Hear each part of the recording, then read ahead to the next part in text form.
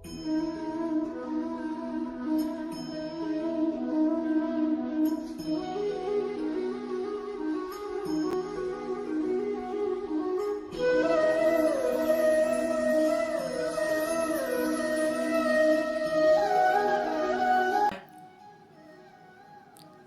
श्री परमात्मने नमः. गीतेचा 3रा अध्याय हा कर्मयोग. या अध्यायात कर्मयोगासंबंधी विस्तृत विवेचन केले आहे. प्रत्येक व्यक्तीला कर्म अनिवार्यच आहे, कोणीच त्यातून सुटू शकत नाही. 2ऱ्या अध्यायात भगवंतांनी सांगितले की कर्म केवळ अंतःकरण शुद्धी करते. कर्मयोगापेक्षा ज्ञानयोग श्रेष्ठ आहे. मग अर्जुन विचारतो की ज्ञानमार्गाने मोक्षप्राप्ती होते, मग तुम्ही मला या युद्धाच्या पापकर्मात का अडवता? जायसी चेत कर्म नसते मता बुद्धिर्जनार्दन तत्किम कर्मणि घोरे मां नियोजयसी केशव. तुम्ही मला ज्ञानाचा उपदेश करा, आपण चर्चा करू, या मार्गानेच मी मोक्षाला जातो. हे पापकर्म मला करायला सांगू नका. कर्म केले पाहिजे हे तुम्ही सांगता आणि ज्ञानमार्ग श्रेष्ठ आहे असेही सांगता. पुन्हा माझ्या मनामध्ये गोंधळ निर्माण झाला आहे. काय श्रेष्ठ आहे, कर्म की ज्ञान? तुम्ही मला निश्चित काहीतरी सांगा. माझे कल्याण कशात आहे याचे योग्य मार्गदर्शन करा. अर्जुनाच्या या प्रश्नाचे उत्तर देताना भगवंत कर्ममार्गाचे श्रेष्ठत्व सांगत आहेत. ते सांगतात, मोक्ष प्राप्त करण्यासाठी अधिकारी लोक 2 मार्गाचा अवलंब करतात. एकाला ज्ञानयोग म्हणतात आणि दुसऱ्याला कर्मयोग म्हणतात. पण शेवटी दोन्हीचे फळ एकच आहे. दोन्हीही मार्ग श्रेष्ठच आहेत. सनकादिक ऋषींसारखे लोक ज्ञानमार्गाने जातात, त्या मार्गाने मोक्षफळ लवकर प्राप्त होते. आणि जनक इत्यादी राजासारखे लोक कर्ममार्गाने जातात. ज्याची जशी योग्यता तो त्या मार्गाने जातो. ज्ञानमार्गाने जाणाऱ्या लोकांसाठी अल्पकर्म आणि जास्त ज्ञान प्राप्त करता येते. कर्ममार्गाने जाणारे अल्पज्ञान आणि जास्त कर्म करू शकतात. अर्जुना, तू सनकादिकासारखा ज्ञानयोगी नाहीस, तर तू जनक आदिराजांप्रमाणे कर्मयोगी आहेस. तेव्हा तुला कर्ममार्गाने गेले तरच मोक्ष मिळेल. तू हे युद्ध भगवत पूजा समजून कर. तुला जप, तप, ध्यान इत्यादी करून मोक्ष मिळणार नाही. तर क्षत्रिय धर्माचे पालन कर आणि युद्ध कर. हाच मार्ग तुझ्यासाठी योग्य आहे असे भगवंत अर्जुनाला सांगतात. या संसाराला कारण कर्म आहे. मग आपण कर्मच केले नाही तर मोक्ष मिळेल का? तर नाही. कारण आपण कर्म न करता एक क्षणभरही राहू शकत नाही. बोलणे, ऐकणे, श्वास घेणे ही देखील कर्मेच आहेत. एवढेच नाही तर कर्म सोडणे हे देखील कर्मच आहे. जो माणूस कर्मेंद्रिये आणि ज्ञानेंद्रिये यांना आवर घालून त्यांनी विषयात गुंतू नये म्हणून काळजी घेतो आणि फळाची इच्छा विचार न करता कर्म करतो, तोच उत्तम होय. कर्म सोडले तर देहरक्षण होणार नाही, म्हणून कर्म आवश्यक आहे. इथे भगवंत कर्माची अनिवार्यता समजावून सांगत आहेत. पण केवळ भगवत पूजा म्हणून कर्म न करता इतर देवतांना उद्देशून फळाच्या आशेने केलेले कर्म माणसाला बंधनात टाकते, जन्ममृत्यूच्या फेऱ्यात अडकवते. केवळ कर्म न करता माणूस कर्मबंधनातून मुक्त होऊ शकत नाही. या संसाराचे कारणच कर्म आहे. कोणतेही कर्म करताना त्याचे दुष्परिणाम नको असतील तर त्यासाठी आमचे शरीर आणि मन शुद्ध पाहिजे. शरीरशुद्धीसाठी नित्यस्नान, स्वच्छ वस्त्रे सांगितली आहेत. वाणी शुद्ध आणि सत्य असली पाहिजे, तरच भगवंताचा अनुग्रह होतो. खरे पाहता देव आपल्याला या जगात पाठवतो ते सर्व प्रकारची अनुकूलता देऊनच. पाणी, स्वच्छ प्रकाश, प्राणवायू, शुद्ध हवा, अन्न इत्यादी सर्व गोष्टींची अनुकूलता तो करून देतो. या गोष्टी मानवनिर्मित नाहीत, त्याने आपल्यासाठी या गोष्टी निर्माण केल्या आहेत. शिवाय सुदृढ शरीर, चांगले मातापिताही तोच देतो. चांगली बुद्धी देतो. त्याला कशाचीच अपेक्षा नाही, तर त्याला आवडेल असे वागणे हे आपले कर्तव्य आहे. जेव्हा एवढ्या गोष्टी अनुकूल करून देतो तेव्हा तो आपल्याकडून कर्तव्याची अपेक्षा पण करतो. जसे शाळेमध्ये विद्यार्थ्यांना बसण्याची सुविधा विषय शिकवणारे गुरु उपलब्ध करून देतात, तेव्हा विद्यार्थ्यांनी अभ्यास करावा ही अपेक्षा असते. किंवा ऑफिसमध्ये तुम्हाला बसण्याची सोय आणि सर्व साधन सुविधा शिवाय पगार दिला जातो, त्या बदल्यात तुमच्याकडून चांगल्या कामाची अपेक्षा केली जाते. कंपनीचा मालक असं कधीच म्हणत नाही की मी सर्व सुविधा देतो, शिवाय पगार देतो, तुम्ही काम केले नाही तरी चालेल. तसंच हे आहे. भगवंताच्या अपेक्षा पूर्ण करण्यासाठी आमची कर्तव्यकर्मे काय आहेत हे समजून घेतले पाहिजे. कर्तव्यकर्म करण्यासाठी माणसाने आसक्तीरहित झाले पाहिजे. ज्यावेळी ब्रह्मदेवाने सृष्टीची रचना केली तेव्हा सर्व प्राणीमात्रांना नित्य आचरण करण्याच्या धर्मासह निर्माण केले. म्हणजे त्यांच्याकडून कशा प्रकारचे आचरण भगवंताला अपेक्षित आहे त्या त्या वर्णात त्याला जन्म दिला. पण त्या प्राण्यांना हे समजले नाही. त्यावेळी त्यांनी ब्रह्मदेवाला विनंती केली की आम्हाला हे समजावून सांगावे. तेव्हा ब्रह्मदेव म्हणाले, आम्ही तुम्हाला वर्णाश्रम धर्मानुसार स्वधर्म सांगितला आहे, त्याचे आचरण करा म्हणजे तुमच्या कामना पूर्ण होतील. जर निष्काम बुद्धीने स्वधर्माचे आचरण केले तर त्या देवता प्रसन्न होऊन तुम्हाला इच्छित फळ देतात. ही सृष्टी परस्पर सहकार्यावर चालते. परमात्म्याने आपल्याला एवढी सुलभता दिली आहे, साधने दिली आहेत, त्यामुळे त्याच्याप्रती आपली काही कर्तव्ये आहेत. आज आपल्याला त्या कर्तव्याचा विसर पडत चालला आहे. आपण त्याच्याप्रती कोणती कर्तव्य पार पाडायची हे सुद्धा त्याने ठरवून दिले आहे, पण आज आपण त्याच्या या मताला किंमत देत नाही. परमात्मा आपल्याला जन्माला घालताना आपल्या पापपुण्याचा विचार करून आपल्यातील गुण अवगुण जाणून उचित त्या स्थळी आपल्याला जन्माला घालतो. आपला जन्म ज्या वर्णात ज्या कुळात झाला आहे त्याला उचित अशी कर्मे करणे, त्या त्या धर्माचे पालन करणे हे आपले कर्तव्य ठरते. ब्राह्मण कुळात जन्म झाला असेल तर त्यासाठी जी विहित कर्मे आहेत ती पार पाडली पाहिजेत. पुरुषांना स्नान, संध्या, पूजा इत्यादी नित्य केली पाहिजेत. स्त्रियांना कुटुंबाची काळजी घेणे, संगोपन, अतिथींचा सत्कार इत्यादी. पण आपण आधुनिकतेच्या नावाखाली आपली कर्तव्यकर्मे विसरलो आणि त्याला अंधश्रद्धा आणि मागासलेपण हे लेबल लावले. नोकरी करणे, व्यवसाय करणे ही कर्मे नाहीत, तर ती चरितार्थाची साधने आहेत. ते आवश्यक आहेच, कारण चरितार्थ चालला नाही तर ज्या देहाच्या माध्यमातून कर्तव्यकर्म करायचे तो देह नीट राहणार नाही. पैसा कमवणे हे देहरक्षणासाठी आवश्यक आहे, पण केवळ तेवढेच करणे म्हणजे निव्वळ स्वार्थीपणा झाला. त्या परमात्म्याने आपल्याला देहरक्षणासाठी एवढी साधन सुलभता दिली, त्याच्याप्रती कृतज्ञता भाव व्यक्त करण्यासाठी आपण कर्तव्यकर्म केली पाहिजेत. एवढेच नाही तर ब्राह्मण कुळात जन्म झाला असता पुरुषांनी नित्य संध्या केली नाही तर त्यांच्या सगळ्या नित्य नैमित्तिक पूजा व्यर्थ जातात. आणि गृहिणींनी त्यांचा गृहिणी धर्म पार पाडला नाही तर त्यांचे जपजाप्य, पारायणे सगळे व्यर्थ आहे. पुण्यप्राप्तीसाठी आपण हे करतो, त्याचे पुण्य तर लागत नाहीच, पण पाप मात्र वाढत जाते. म्हणून स्वधर्माचरणाचे पालन केले तर त्या देवता तुमच्या सर्व इच्छा पूर्ण करतात. असे एकमेकांना तृप्त करून साहचर्य भावाने ही सृष्टी चालते. आज सृष्टीचा क्रम बदलत चालला आहे. त्यात अनियमितता दिसते, कारण आपण घेणं लक्षात ठेवलं आणि देणं मात्र विसरलो. कृतज्ञता हा गुण प्रत्येक माणसाच्या अंगी असलाच पाहिजे. ज्या देवाने हा देह दिला त्याच्याप्रती आपण कृतज्ञ असलेच पाहिजे. म्हणून भगवंत सांगतात, कृतज्ञता हा गुण माणसाच्या अंगी असावा. आणि जर त्याला भगवंताप्रती कृतज्ञता व्यक्त करण्याची सवय असेल तर तो गुण अंगी रुजेल आणि तो माणसांप्रती पण कृतज्ञ राहील. सृष्टी निर्माण करताना ब्रह्म म्हणाले, यज्ञयाग कर, देवतांना शक्ती मिळते. देवता संतुष्ट होऊन योग्य ते फळ देतात. इष्टान भोगान ही वो देवा दास्यन्ते यज्ञभाविताः तैर्दत्तान प्रदायेभ्यो यो भुंक्तैस्ते नैव सहा. जो देवाला अर्पण न करता अन्न खातो तो पापी होय.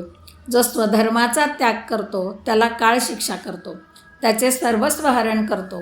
अनेक प्रकारचे दुःख त्याच्या वाट्याला येते. म्हणून इंद्रिये ताब्यात ठेव आणि स्वधर्माचरण कर असा उपदेश ब्रह्मदेवाने केला. कुठलाही हेतू किंवा इच्छा मनात न ठेवता जो विहित कर्म करतो त्यासाठी आपली संपत्ती खर्च करतो, आपले गुरु अग्नी यांचे पूजन करतो, ब्राह्मण सेवा करतो, पितरांसाठी श्राद्धादी कर्मे करतो आणि सर्वांना अर्पण करून मग स्वतः कुटुंबाबरोबर भोजन करतो, त्याची सर्व पापे नाहीशी होतात. यानंतर भगवंत एक निसर्ग चक्र सांगतात आणि त्यातील एकही घटक बिघडला तर हे चक्र बिघडते. हे सांगताना ते म्हणतात अन्नात भवन्ति भूतानि पर्जन्यात अन्नसंभवः यज्ञात भवति पर्जन्या यज्ञकर्मसमुद्भवः. अन्नामुळे सर्व प्राणी जन्मतात. अन्नमय जीव असे आपण म्हणतो. पाऊस पडला तर अन्नधान्य उगवते. यज्ञ केला तर पाऊस पडतो. यज्ञाच्या वेळी आपण जी हवन सामग्री वापरतो त्याच्या धुरापासून ढग बनतात आणि पाऊस पडतो. पावसामुळे अन्न मिळते असे हे चक्र आहे. काही वर्षापूर्वी ऑस्ट्रेलियातील एका जंगलाला आग लागली होती. ती आग आटोक्यात आणण्यासाठी बरेच दिवस लागले. जवळजवळ 2 महिने ती आग धुमसत होती. पण तोपर्यंत त्यात अनेक झाडे जळून गेली होती. तो धूर आसमंतात भरून राहिला. काही काळाने आग आटोक्यात आली, पण त्यानंतर तेथे प्रचंड पाऊस झाला. आपण सर्वांनी टी व्हीवरती या बातम्या 5 ते 6 वर्षापूर्वी पाहिलेल्या आहेत. यज्ञ केल्यामुळे पाऊस कसा पडेल असा प्रश्न विचारणाऱ्यांनी या घटनेकडे डोळसपणे पाहावे. पूर्वीच्या काळी यज्ञयाग करणाऱ्या ब्राह्मण वर्गाला राजाश्रय होता. खूप मोठ्या परिसरात सर्व ब्राह्मण वर्ग एका ठिकाणी राहत होता. त्यांच्या आणि त्यांच्या कुटुंबाच्या पोषणाची जबाबदारी राजाकडे असे आणि हा समूह त्या ठिकाणी नित्य कुठले तरी अनुष्ठान, जपजाप्य, यज्ञ इत्यादी कर्मे करीत असत. सृष्टीचे चक्र सुरळीत चालण्यासाठी कर्म आवश्यक आहे. यज्ञकर्म केले नाही तर पाऊस पडणार नाही, धान्य उत्पन्न होणार नाही आणि हे चक्र खंडित होईल. म्हणून संन्यासी, यती यांनी विद्यादान, अन्नदान, अध्ययन, प्रवचन, ध्यान इत्यादी नित्य चालू ठेवले पाहिजे. प्रश्न उभा राहतो की माणूस जर यज्ञयाग करण्यातच अडकला तर प्रति मन स्थिर करणे त्याला कधीच शक्य होणार नाही. यावर भगवंत सांगतात, जो माणूस पूर्णपणे भगवंताच्या चिंतनात मग्न आहे त्याला अशा बाह्यकर्माची गरज नाही. तो समाधी अवस्थेत असेल त्यावेळी त्याने कर्म केले नाही तर चालते.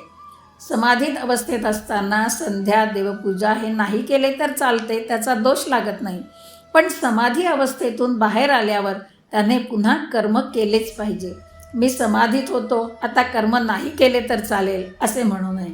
हे अर्जुना, तू मात्र आता समाधी स्थितीत नाहीस, तेव्हा क्षत्रियाचे आवश्यक कर्म जे युद्ध ते तुला केलेच पाहिजे. अर्जुन क्षत्रिय आहे, युद्धभूमीवर आहे, म्हणून भगवंत त्याला तू युद्ध केले पाहिजेस असे सांगतात.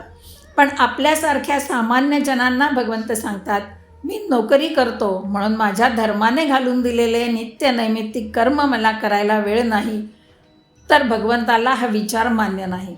नोकरी हे चरितार्थाचे साधन भगवंताने उपलब्ध करून दिलेले आहे.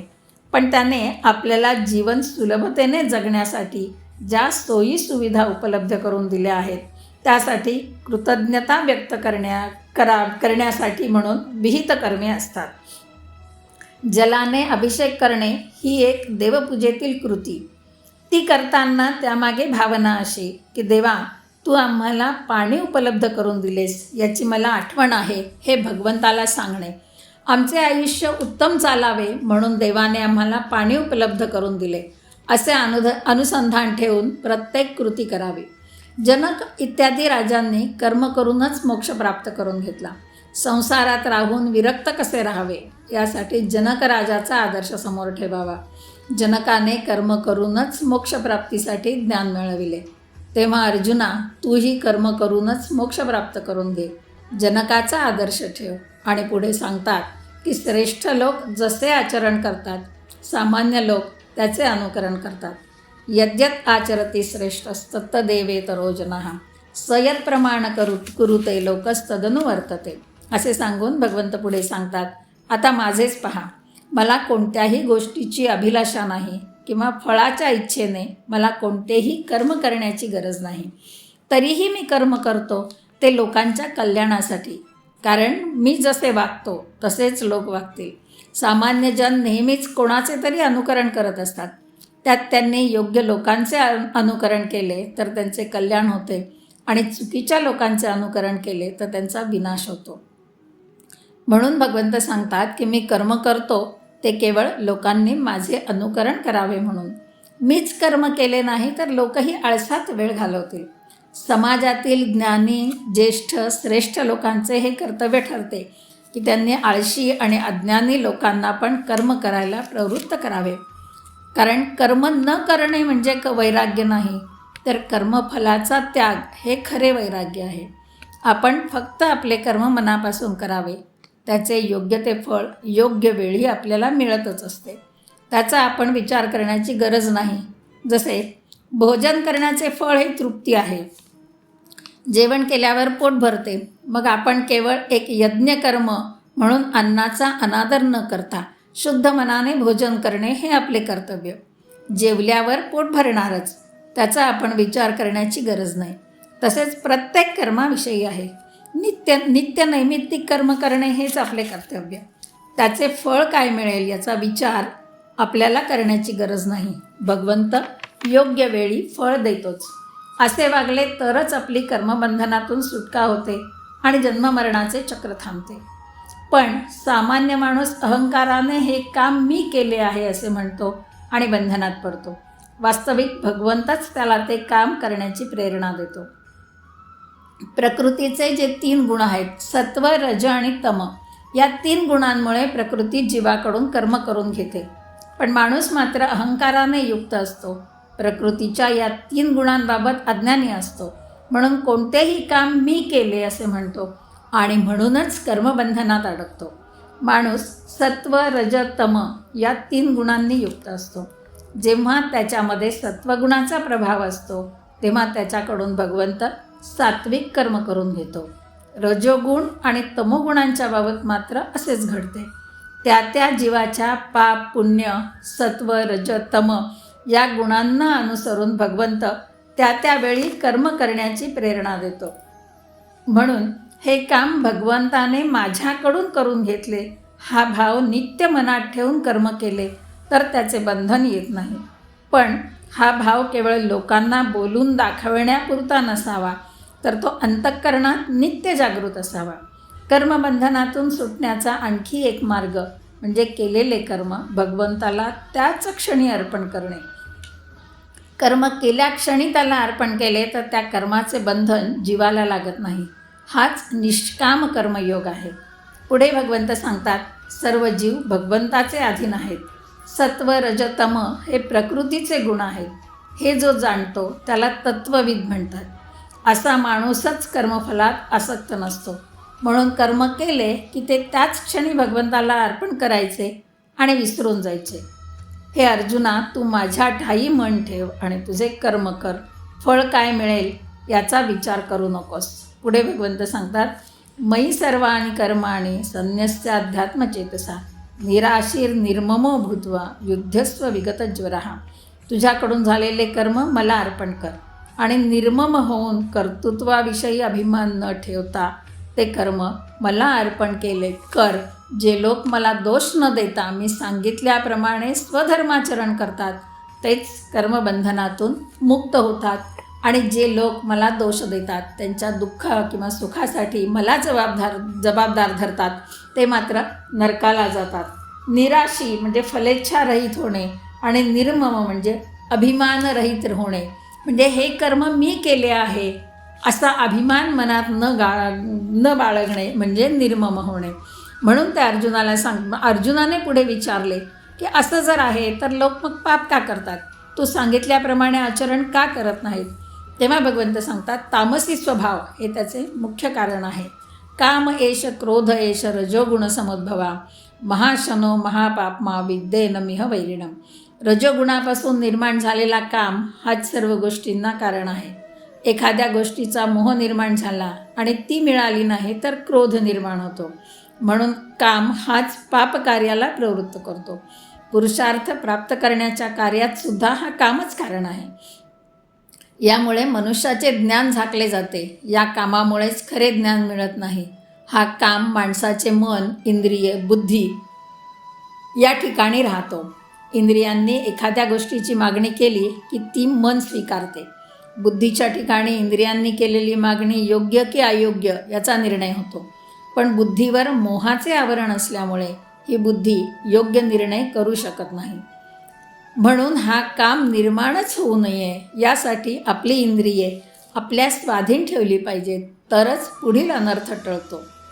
आणि यासाठी म्हणजे इंद्रिये स्वाधीन राहावी असे वाटत असेल तर वर्णाश्रम धर्माला अनुसरून विहित कर्म केले पाहिजे. रजोगुणी माणसाला कामप्रवृत्ती होते, वारंवार होते आणि तो ते मिळवण्याच्या मागे लागतो. ती गोष्ट मिळाली तर अहंकार वाढीला लागतो आणि न मिळाली तर क्रोध वाढतो. पण परमात्मा सर्वोत्तम आहे आणि बाकी सर्व त्याच्या अधीन आहेत ही गोष्ट समजून घेतली तरच अहंकार सुटतो. परमात्मा संबंधीचे शुद्ध ज्ञानच आपल्याला क्रोध, अहंकार यापासून दूर ठेवू शकते. म्हणून भगवंत सांगतात, कर्मबंधनातून सुटल्याशिवाय जन्ममरण्याच्या फेऱ्यातून सुटका नाही. पण यातून सुटण्यासाठीही कर्मच करावे लागते. कर्म करताना अहंकार सोडावा लागतो. तो सोडला तर अंतःकरण शुद्धी होते. कारण अंतःकरण शुद्धीशिवाय परमात्म्याविषयी खरे ज्ञान प्राप्त होत नाही आणि खरे ज्ञान प्राप्त झाल्याशिवाय मीपणा सुटत नाही. हा मीपणा सुटण्यासाठी भक्तिमार्गाचाच आश्रय करावा लागतो. कारण भक्तीतच शरणागत भाव असतो, लीनता असते आणि हे सर्व करण्यासाठी कर्मच करावे लागते. पण या कर्माचा लेप लागत नाही. हेच कर्म आपणास जन्ममरणाच्या फेऱ्यातून मुक्त करते. अन्यथा कर्मफळ भोगावेच लागते. कर्मफळ भोगताना ते फळ जेवढ्या उशिरा मिळेल तेवढी त्याची तीव्रता अधिक असते. म्हणून झालेले कर्म लगेच भगवंताला अर्पण करावे, म्हणजे ते संचितात जमा होत नाही आणि प्रारब्ध म्हणून भोगावे लागत नाही. झालेले कर्म भगवंताला अर्पण करणे हाच निष्काम कर्मयोग या अध्यायातून भगवंतांनी आपल्याला सांगितलं आहे. श्रीकृष्णार्पणमस्तु.